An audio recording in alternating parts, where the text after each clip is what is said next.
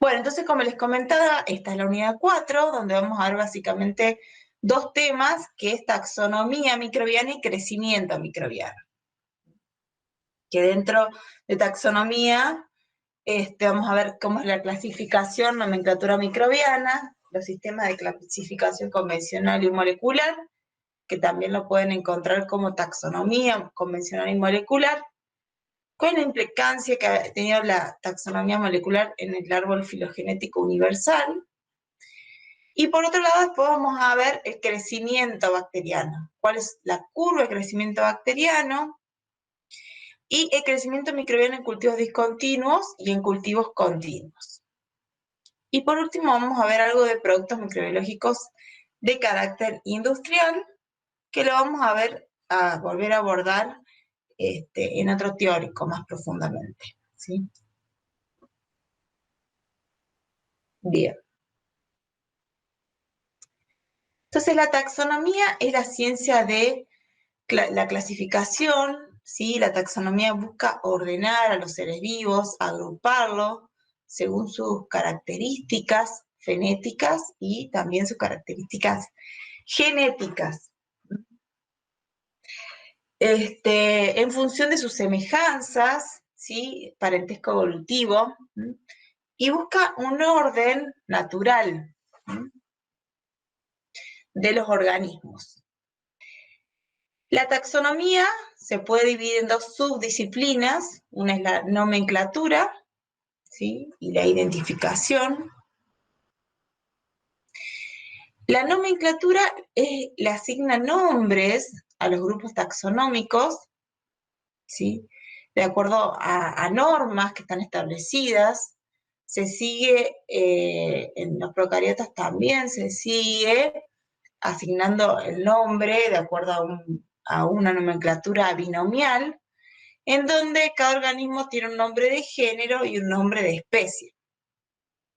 Esos nombres son derivados del latín o griego, y muchas veces tienen que ver con alguna característica del microorganismo, alguna característica de su metabolismo, alguna característica que hace que pueda soportar ciertas condiciones, o alguna característica de dónde fue aislado ese microorganismo. ¿Qué les dice, por ejemplo, ácido caldarius? En el caso de Bacillus, ácido caldarius, ¿qué le dice ácido caldarius? ¿Qué le revela ese nombre? Que puede soportar el ácido, o sea, y las temperaturas altas. Sí, exacto, sí, que puede soportar condiciones ácidas y altas temperaturas. ¿Mm? Hay una revista en donde tiene todas las normas para asignarle los nombres a los microorganismos. Y por otro lado, tenemos a la identificación. Es el proceso para determinar que un aislamiento particular pertenece a un taxón ya reconocido, ya descripto, o pertenece a un nuevo taxón, ¿sí? Porque la identificación podemos identificar una especie que ya sea conocida, que ya sea descripta, o podemos encontrarnos que tenemos una nueva especie por describir. Cuando se describe, ¿sí? Cuando se encuentra una nueva especie, hay que describir todas sus características y publicarlas también en una revista para que toda la comunidad científica sepa de esa nueva especie.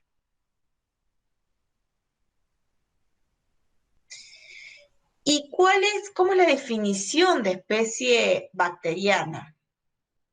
¿Ustedes conocen cuál es la definición de especie en animales y plantas?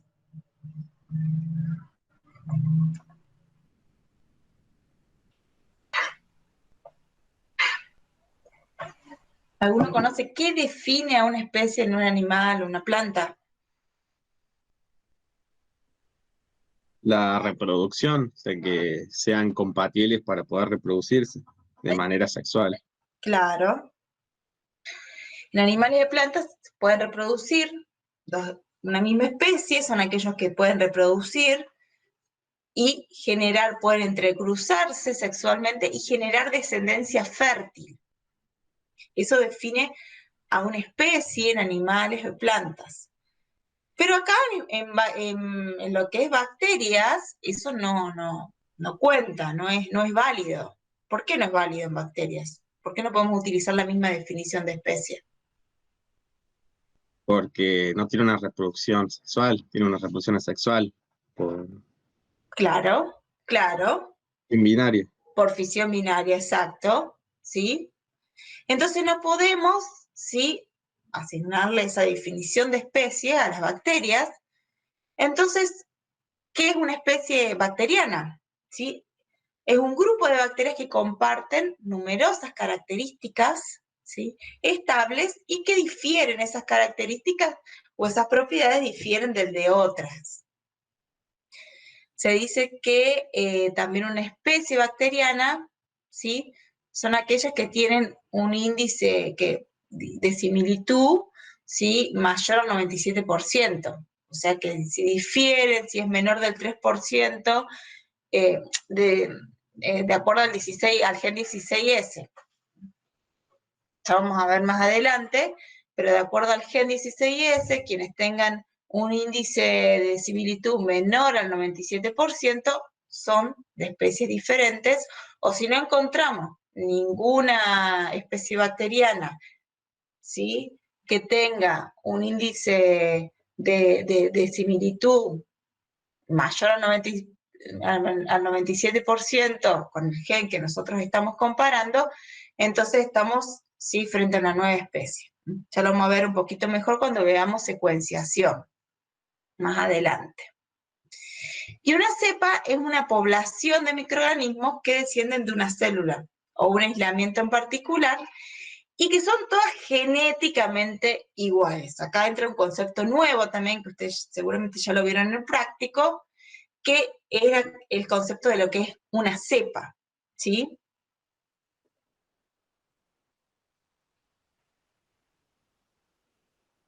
Entonces acá de lo que les hablaba, que en esta revista, ¿sí?, en esta revista internacional de sistemática y microbiología evolutiva, es donde están todas las normas para la designación y la clasificación de nuevos procariotas. Y una vez que uno describe una nueva especie microbiana, tiene que, y sobre todo bacteriana, una procariota, tiene que hacer toda la descripción de esa nueva especie y tiene que publicarla en esta revista.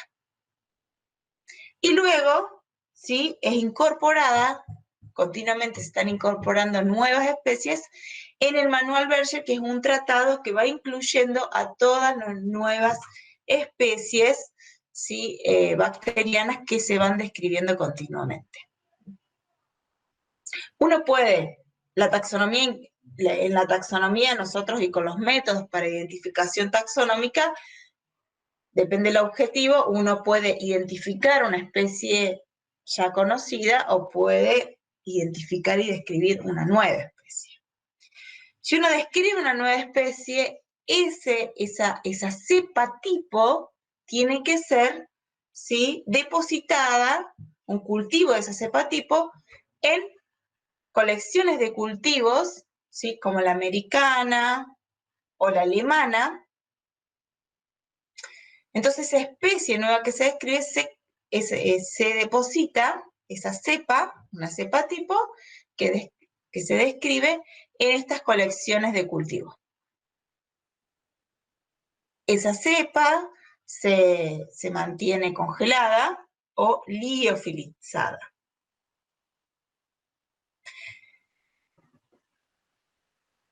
Y varias cepas, muchas cepas, ¿sí?, para describir una especie, se tienen que describir muchas cepas de esa especie, varias cepas. Entonces, acá nada más que para que vean, ¿sí?, cómo se nombra una cepa, El nombre de cepa son letras y números que van luego del nombre de género y especie.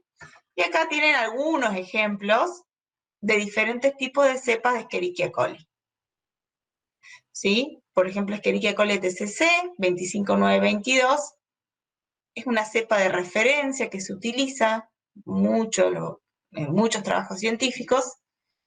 Y ATCC quiere decir que está, ¿sí?, en este cultivo, en esta colección de cultivos. En la colección de cultivos del tipo americana. Y una vez que uno aísla nuevas cepas, si uno aísla nuevas cepas de Escherichia coli, le asigna, ¿sí?, nombres, ¿sí?, que pueden ser números y letras. ¿Sí? ¿Entienden, chicos? ¿Alguna pregunta? Sí, profe, se entiende. Bien. Bueno.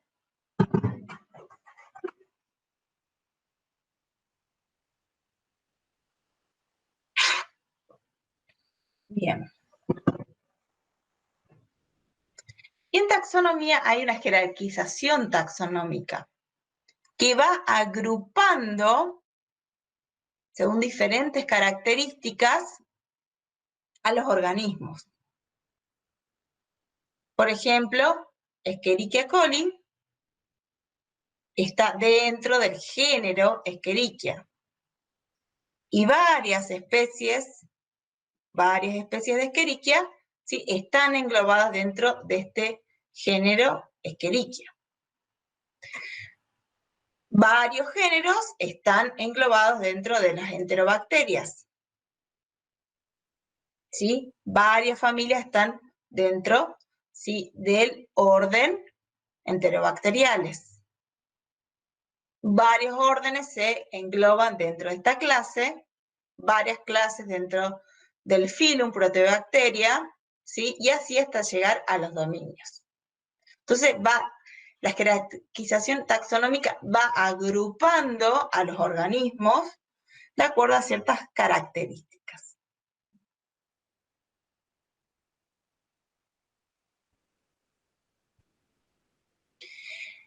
Y en taxonomía podemos encontrar dos sistemas de clasificación, o dos tipos de taxonomía que también se les llama así, que es la convencional y la molecular.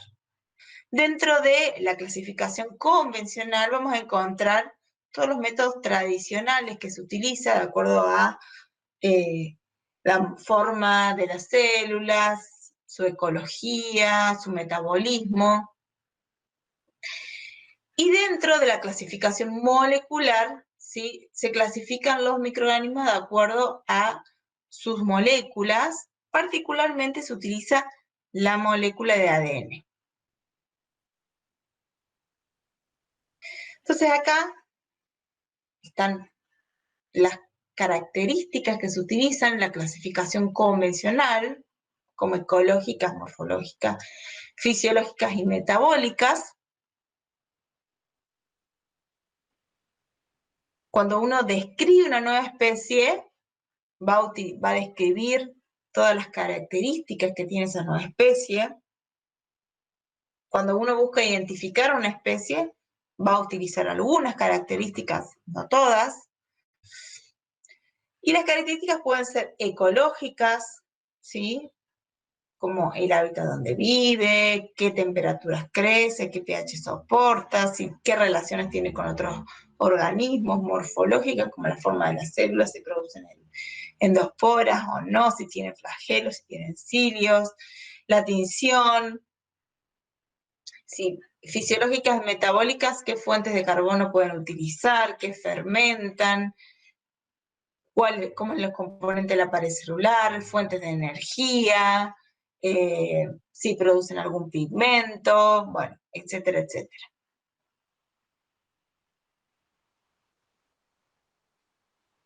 Sí, acá vamos a mostrar algunas características morfológicas, ¿sí?, y tintoriales. Por ejemplo, acá, ¿qué tipo de morfología vemos? en esta foto.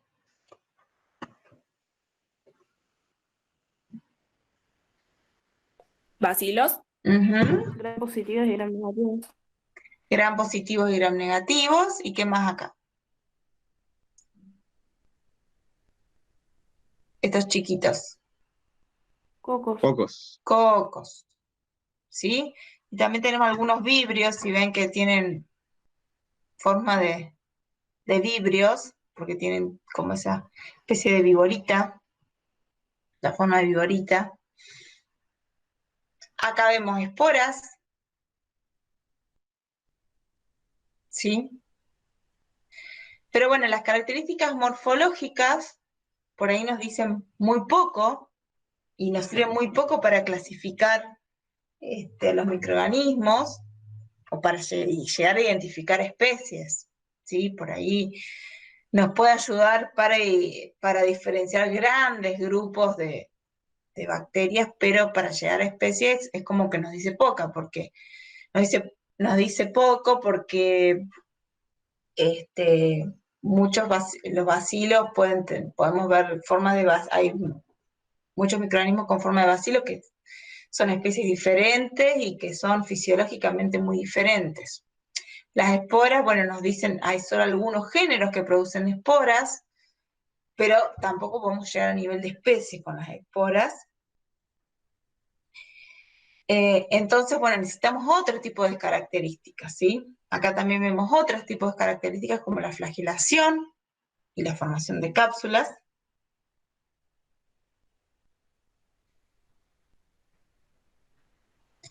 Y dentro de esta clasificación convencional encontramos las pruebas bioquímicas.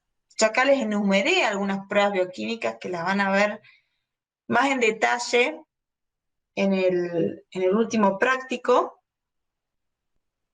que son las pruebas oxidasa, las pruebas catalasa, ¿sí? Prueba de reducción de nitrato, de rojo de metilo. Y las pruebas bioquímicas nos pueden ayudar a dilucidar más o identificar un poco más qué microorganismos, qué especie de microorganismo es. Estas pruebas bioquímicas se utilizan mucho, ¿sí? Para microorganismos más conocidos como salmonella, identificar salmonella, Escherichia coli, pseudomonas. Se utilizan mucho porque son muy prácticas en cuanto en la parte clínica y en la parte también de análisis de calidad de alimentos, por lo que, bueno, con muchas de estas pruebas bioquímicas podemos llegar a identificar a especies. Pero no son muy útiles cuando uno está trabajando con microorganismos no tan conocidos o no tan comunes, o cuando está trabajando con microorganismos ambientales, ¿sí? Acá simplemente les pongo para que conozcan lo que son las pruebas API, también son pruebas bioquímicas. Por ejemplo, sirve para identificar a especies pertenecientes a las enterobacterias. Entonces, son microtubos que tienen algún medio de cultivo o alguna enzima y que va a reaccionar cuando se inocule con nuestro cultivo de cepas, ¿sí? Va a reaccionar o va a producir color o va a crecer o no va a crecer de acuerdo a de qué cepa se trate, ¿sí? Estos traen unas tablitas para armar unos números y poder así identificar a las especies. Entonces, estas pruebas API, cuando se venden, son pruebas bioquímicas, comerciales, y sirven para diferentes grupos, en este caso para enterobacterias, hay otras que son, por ejemplo, para identificar microorganismos pertenecientes a estos géneros, Staphylococcus, Micrococcus, ¿sí? Y sirve para identificar especies. Otras pruebas son las serológicas, como por ejemplo los anticuerpos de fluorescencia.